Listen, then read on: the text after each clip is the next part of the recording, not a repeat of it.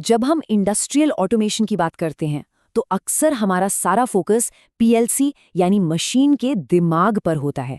लेकिन जरा सोचिए, उस दिमाग के ऑर्डर्स को असल में ग्राउंड पर पूरा कौन करता है? वो है मशीन की मसल या मांसपेशियां। इस एक्सप्लेनर में आपका स्वागत है, जहां आज हम सीमेंस सिनामिक्स परिवार के दो ऐसे ही दिग्गजों की बात करेंगे, G120 और S120 ड्राइव्स, और समझेंगे कि सही इंडस्ट्रियल मसल का चुनाव करना कितना क्रिटिकल है।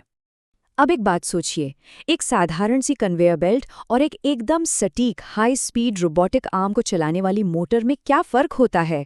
बहुत बड़ा फ़र्क है ना?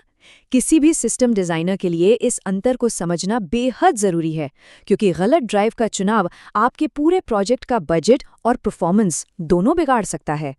तो चलिए सबसे पहले इस इंडस्ट्रियल मसल के कॉन्सेप्ट को थोड़ा और करीब से समझते हैं, क्योंकि ऑटोमेशन की दुनिया में हर एप्लीकेशन को एक ही लेवल की पावर या कॉम्प्लेक्सिटी की आवश्यकता नहीं होती।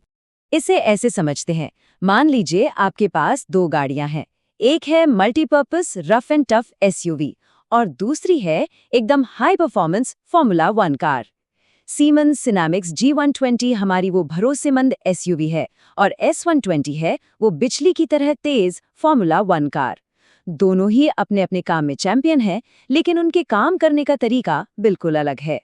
आइए सबसे पहले अपनी इस एसयूवी यानी G120 की बात करते हैं, जिसे हम एक वर्सटाइल वर्कहॉर्स भी कह सकते हैं। G120 की सबसे बड़ी खूबी है इसका मॉड्यूलर डिज़ाइन। मतलब इसका पावर मॉड्यूल और कंट्रोल यूनिट दोनों अलग अलग होते हैं। इसका फ़ायदा जानते हैं? अगर कभी पावर सेक्शन में कोई गड़बड़ी आती है तो आपको पूरा का पूरा सिस्टम नहीं बदलना पड़ता, सिर्फ खराब हिस्से को बदलिए और काम चालू। यही चीज़ इसे पंपिंग, वेंटिलेशन या किसी बेसिक कन्वेयर को घुमाने जैसे सामान्य स्पीड कंट्रोल वाले कामों के लिए एकदम परफेक्ट और प्रैक्टिकल बनाती है। और हाँ, सेफ्टी के मामले में ये वर्कहॉर्स कोई समझौता नहीं करता। इसमें सेफ टॉक ऑफ या एसटीओ स्टैंडर्ड तौर पर इनबिल्ट आता है। अगर कोई इमरजेंसी आ जाए तो ये फीचर मोटर की पावर को तुरंत और बहुत ही सेफ तरीके से कट कर देता है। ये एक ऐसा बेसिक लेकिन बेहद ज़रूरी फीचर है जो सिस्टम में हमेशा एक बेसलाइन सेफ्टी की गारंटी देता है। अब गियर बदलते हैं और आते हैं हमारी फॉर्मूला 1 कार पर, यानी सिनामिक्स S120 पर, जो एक सच्चा प्रिसिजन स्पेशलिस्ट है। G120 से बिल्कुल अलग S120 एक असली पावर हाउस है। इसमें मल्टी एक्सिस कैपेबिलिटी होती है, यानी एक ही लाइन मॉड्यूल से आप कई सारी मोटरों को एक साथ कंट्रोल कर सकते हैं। इसका डायनामिक रिस्पॉन्स इतना ज़बरदस्त है कि ये पलक झपकते ही एक्सेलरेट कर सकता है और एकदम पिन पॉइंट एक्यूरेसी के साथ पोजिशनिंग कर सकता है। और ये सारा मैजिक पॉसिबल होता है इसके high speed drive CLIQ communication के जरिए। अगर आप सोच रहे हैं कि इतनी एक्यूरेसी आती कहाँ से है, तो इसका सीक्रेट है इंटरपोलेशन। इसे ऐसे समझिए जैसे कोई सिम्फनी ऑर्केस्ट्रा बज रहा हो, जहाँ कई मोटरें एक साथ परफेक्ट टाइमिंग और सिंक्रोनाइजेशन में घूमती हैं। S120 का ड्राइव CLIQ इंटरफेस मोटरों, एनकोडर्स और कंट्रोल यूनिट के बीच बिना किसी देरी के इतना तेज संवाद करता है कि एडवांस्ड रोबोटिक्स के लिए ये ड्राइव बिल्कुल अनिवार्य हो जाती है। तो चलिए अब इन दोनों दिग्गजों को आमने सामने रखकर एक डायरेक्ट कंपैरिजन करते हैं। या आपको सादगी और सटीकता के बीच का असली ट्रेड ऑफ साफ दिखाई देगा। ध्यान से देखिए, G120 सिंगल एक्सिस है, जिसे बिना सेंसर के भी आराम से चलाया जा सकता है और इसे सेटअप करना भी बहुत आसान है। वहीं दूसरी तरफ S120 मल्टी एक्सिस है, जिसे उस अल्ट्रा हाई एक्यूरेसी के लिए एनकोडर की जरूरत पड़ती ही है और स्टार ड्राइव या स्काउट के जरिए इसकी प्रोग्रामिंग भी काफ़ी कॉम्प्लेक्स होती है। तो एक इंजीनियर के तौर पर आपको तय करना होता है कि प्रोजेक्ट में सिंप्लिसिटी चाहिए या अल्ट्रा प्रिसिशन। थियोरी तो बहुत हो गई, अब इसे एक रियल वर्ल्ड सिनेरियो में टेस्ट करते हैं। एक शानदार चॉकलेट केक बनाने की फैक्ट्री के उदाहरण के साथ आपके सामने पहली इंजीनियरिंग पहेली ये है। एक बड़ा सा इंडस्ट्रियल वैट है, जिसमें केक का बैटर 60 RPM की स्थिर स्पीड पर मिक्स हो रहा है। इसे धीरे धीरे स्टार्ट होना है ताकि बैटर बाहर न उछले।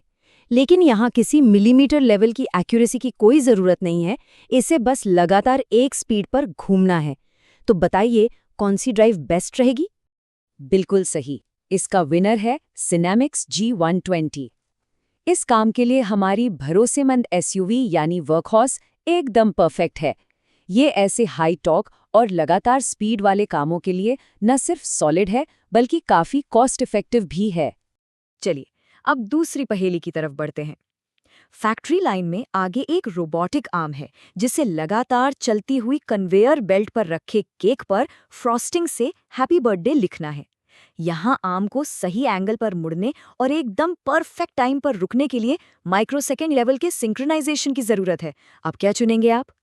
यहाँ कोई डाउट ही नहीं है, विनर है सिमेमिक्स S20, हमारी फॉर्मूला 1 कार। क्योंकि जाहिर सी बात है, जब कोई फ्रॉस्टिंग से केक सजा रहा हो तो कोई नहीं चाहेगा कि बर्थडे का बी बस एक अजीब सा धब्बा बनकर रह जाए। इस लेवल की माइक्रोसेकेंड एक्यूरेसी सिर्फ एक स्पेशलिस्ट ड्राइव ही दे सकती है।